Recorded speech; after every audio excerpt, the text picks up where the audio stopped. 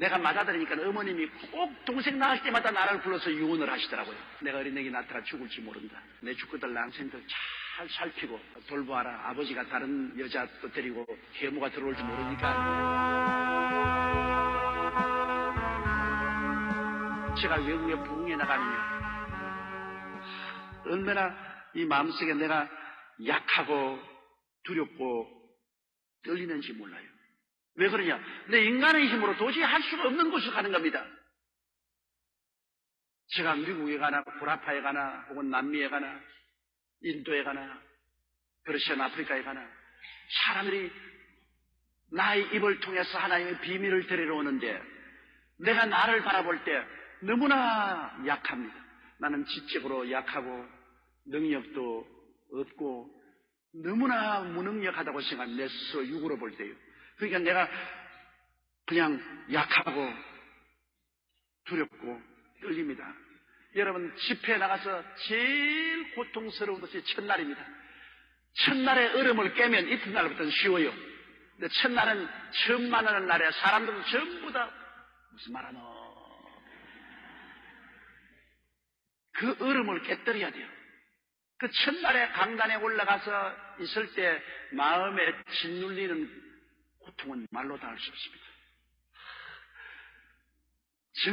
정말로 어떤 생각이냐면, 아이고 내 팔자야, 내가 이렇게 하라고 밥 못 먹냐, 왜 내가 사슬이 고생을 하느냐, 그런 장탄식이 나와요. 벌써 비행기 타고 그 나라에 들어가서 공항에서 사람들이 와서 막 할렐루야 환영을 하고 그냥 경찰 에스코트라고 자동차에 타고 호텔로 들어가지만 속은 완전히 반초죽음이에요. 이 일을 어떻게 알고, 여기에 많은 사탄과 귀신들이 내가 와서 보고 못 자도록 회방을 하고 노리고 있고, 또 여기에 구원할 많은 영혼들이 있는데 이걸 내가 다 하나님 앞에 출수를 해야 되는데 이 책임을 다하지 못하면 얼마나 낭패입니까? 그 일을 감당하기 위해서 내가 너무나 약하고 너무나 무능력하다고 생각하기 때문에 내가 마음에 그냥 심히 두렵고 떨리죠.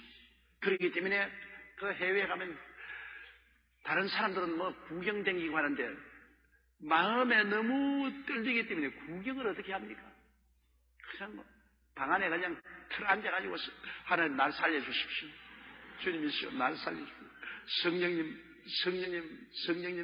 성령님 인정합니다. 환영합니다. 모시드리고 의지합니다. 성령님 날 붙들어 주십시오. 사람들은 자기를 조목사 비행기 타고 해외 연계 등에서 저 많은 군중에게 설교하고 수많은 사람에게 환영을 받고 가는 것마다 대통령 수상하고 악수하고 바람나고 좋겠다. 누가 대리를 해줄 사람이 있으면 내가 지금 당장 바꿀게. 하나님이 안 불렀으면 나 절대 안 해요. 왜 그 고생을 사서 해요? 초죽음이 되는데 왜 그 고생을 해요? 여러분, 옛날에 산하 제한도 없고 또 피임도 없을 때는 어머님들이 애를 10명, 12명씩 낳았지 않아요? 나는 그 어머님들이 어린애기 낳을 때 고통을 합니다. 우리 어머님이 우리 형제 9을 낳으셨는데 내가 맞아들으니까 어머님이 꼭 동생 낳을 때마다 나를 불러서 유언을 하시더라고요. 이제 동생 놓을 때면, 야, 내가 어린애기 낳다가 죽을지 모른다.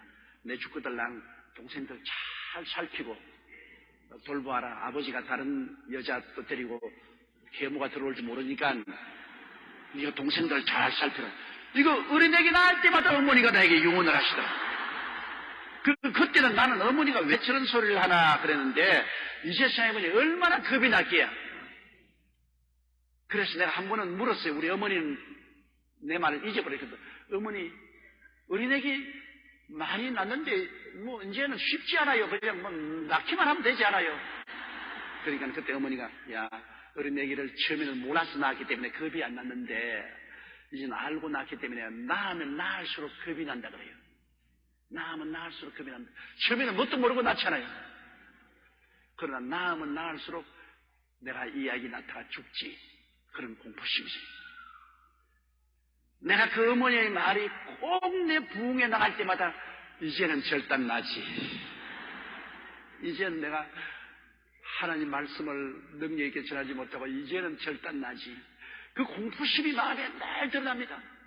그래서 제가 부흥회 나가기 전에 여러분 보고 날 위해서 기도해 주십시오. 그 내가 입에 발림으로 하는 말 아닙니다.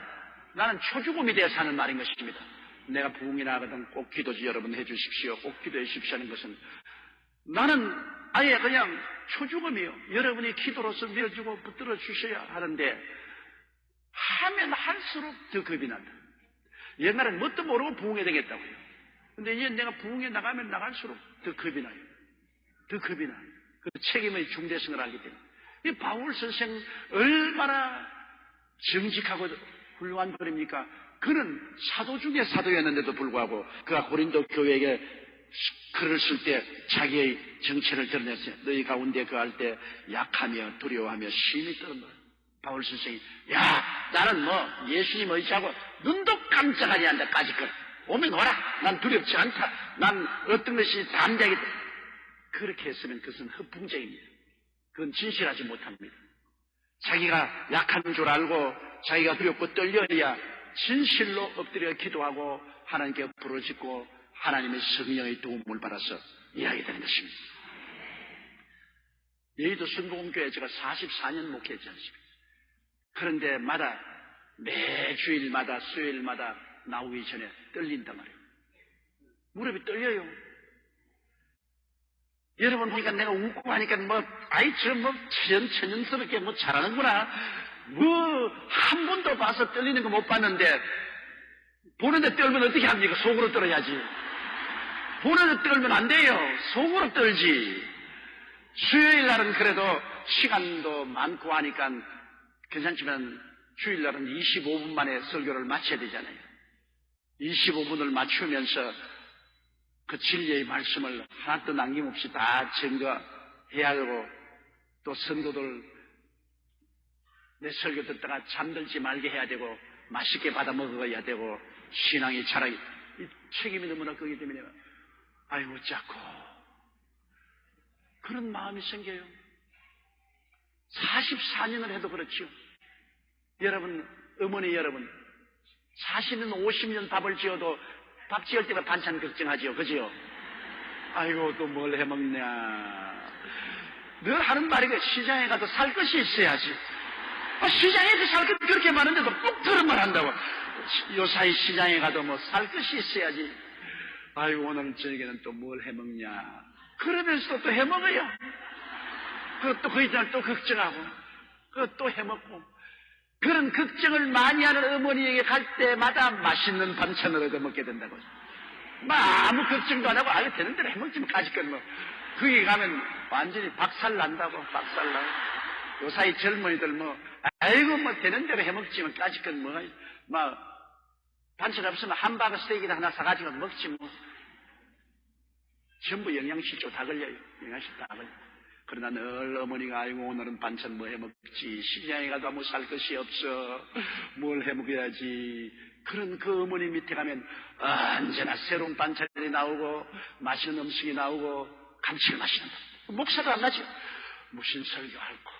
나 또 무슨 설교할까 하는 그 목사는 언제나 새로운 설교를 하는데 걱정할 게 있냐? 가지고 성경 창세기부터 계시까지 적당히 성경 구절 하나 읽고서 하면 되는 것이지. 전부 굶어 죽어요. 교인들이 굶어 죽어요. 바울 선생은 그렇기 때문에 위대한 인물입니다. 내가 너희 가운데 거할 때 자기 약한 것을 알고 그 책임이 얼마나 큰 줄 알고 두려워하고 심히 보통 떨은 게 아닙니다. 마음속에 심히 떨었어요.